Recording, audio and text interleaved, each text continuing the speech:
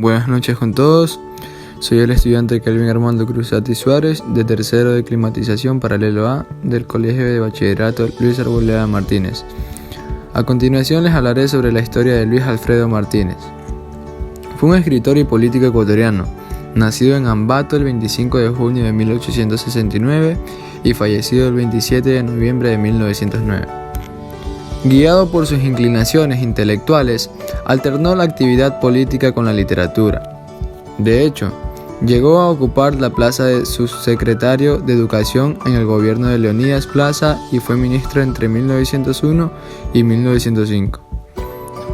Desde su responsabilidad pública, impulsó la construcción de una línea ferroviaria hasta Curaray, pero fue un proyecto fallido, que no llegó a finalizarse. En el ámbito literario, su fama se debe a una sola novela, A la costa, 1904, considerada por los críticos un avance de lo que más tarde se llamó narrativa social. Desde su enfoque realista, influido por Zola, esta creación refleja el ambiente quiteño con singular habilidad, no exenta de interpretaciones políticas. Sin embargo, más allá de su novedad, aún se discute el lugar de A la costa en la historia de la literatura ecuatoriana. El pesimismo de la citada novela parece contagiar el último tramo de la existencia de su autor, maltrecho físicamente y abatido por las sinsabores de su carrera política. Decidió vivir sus últimos años en Ambato, donde pereció en 1909 víctima de una dolorosa enfermedad.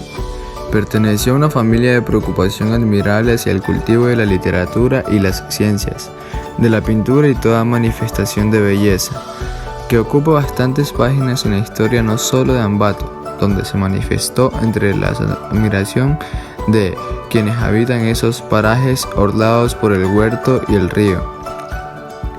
Fue un magnífico pintor de paisajes y escenas naturales, actividad artística a la que se dedicaba con verdadera maestría durante casi todo el tiempo que tenía libre. Por eso, en 1903, un comité presidido por el Ilmo Federico González Suárez le encargó que pintara varios cuadros para enviarlos como obsequio a su santidad el Papa León VIII, siglo VIII, con ocasión de celebrar sus bodas de plata como pontífice. Luego de la muerte de su esposa, doña María Rosa Mera Iturralde, con quien se había casado en 1896, se apartó de la sociedad y se dedicó a vivir como un ermitaño en su finca, La Lira, cerca de Atocha, donde se consumió lentamente hasta morir el 27 de noviembre de 1909. A la costa es una novela histórica y publicada originalmente en 1904, considerada la obra cumbre del autor. La trama se desarrolla a finales del siglo XIX, en medio de los cambios políticos y sociales provocados por la Revolución Liberal de Ecuador. La novela fue adaptada como miniserie por la cadena de televisión Ecuavisa, bajo la dirección de Carl Wist. A la costa. A la costa fue una novela creada por Luis Alfredo Martínez.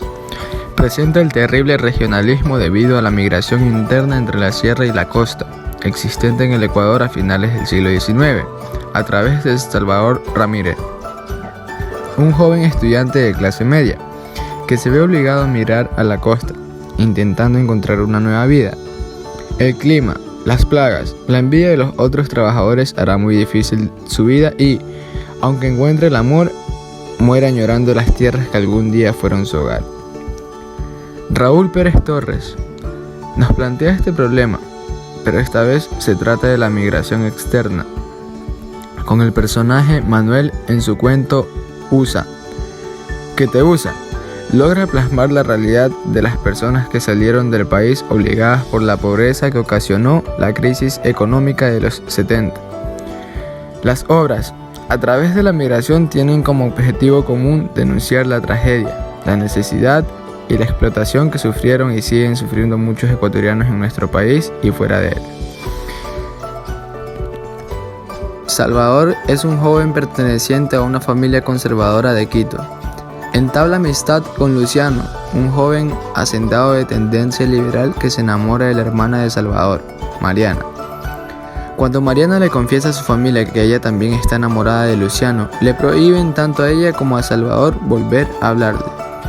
Luciano viaja a Europa, pero antes de marcharse, él y Mariana se encuentran y tienen relaciones sexuales, por lo que Mariana se siente avergonzada e impura y es llevada a un convento por consejo de una amiga de la familia.